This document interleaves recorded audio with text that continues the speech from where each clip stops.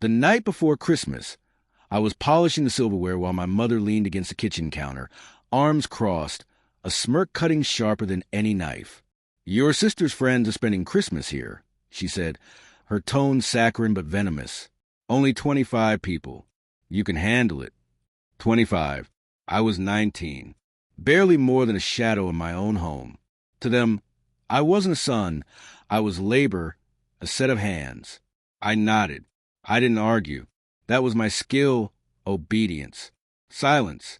But inside, I was already planning my escape. My name is Daniel. I used to believe in Christmas. When I was small, Dad strung lights across the roof while Mom baked gingerbread, and for a fleeting moment, I felt like I belonged. Then the divorce came. Dad left town, taking the warmth with him. Mom remarried.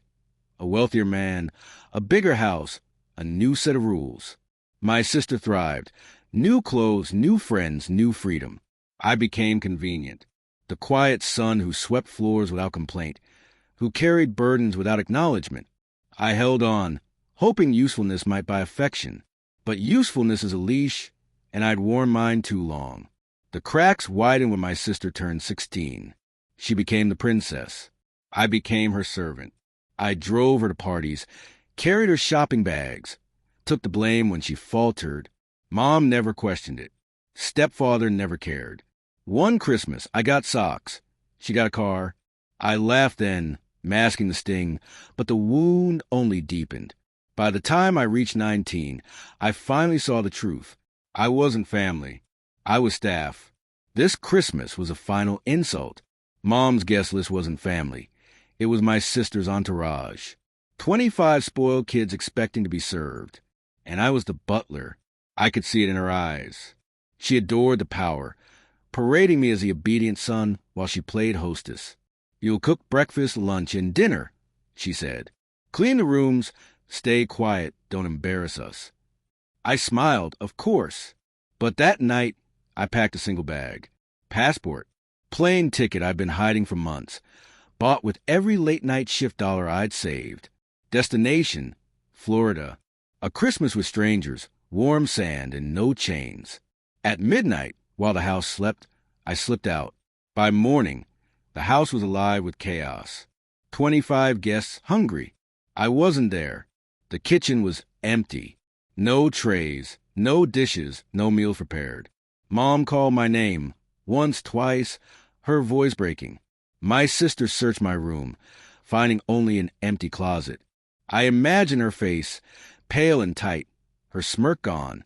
But that was only the beginning. The fridge was bare, the pantry stripped.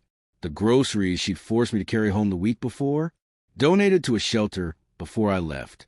Every bag, every can, every turkey. I wanted her to feel absence, to taste hunger. Meanwhile, I sat on a Florida beach, waves brushing my ankles. Alone but not lonely. For the first time in years, I breathed. Still, a strange sadness lingered. Blood should matter. Family should matter. But mine had abandoned me long ago. I ordered coffee at a small cafe by the shore. The waitress, noticing my suitcase, asked, "Traveling alone for Christmas?" I nodded. She slid a cookie across the counter. No charge. A small kindness, but more than my mother had given me in years. The real surprise for Mom wasn't the empty kitchen. It was the letter I left on the table, sealed with her name. I wrote, "You never wanted a son. You wanted a servant. Today, you lost both." But I didn't stop there. I'd scheduled deliveries, photos sent to every guest phone, images of me carrying bags, scrubbing floors, setting tables while my sister laughed in the background. Proof of my role, proof of their cruelty. Teenagers love scandal. Within hours, whispers turned to laughter, laughter to shame. My sister's friends mocked her. My mother's perfect facade cracked under the weight of humiliation. And Dad? I sent him a copy. He called that night, voice raw. "Son, I didn't know it was this bad." For the first time, I believed him. I didn't return for Christmas. Not that year, not the next. I built my life brick by brick, far from their control. Mom still calls sometimes, leaving messages swinging between anger and pleading. I don't answer. The truth is simple. They thought they owned me, but I was never theirs. On that December morning, when 25 hungry mouths turned to her for answers, she finally understood.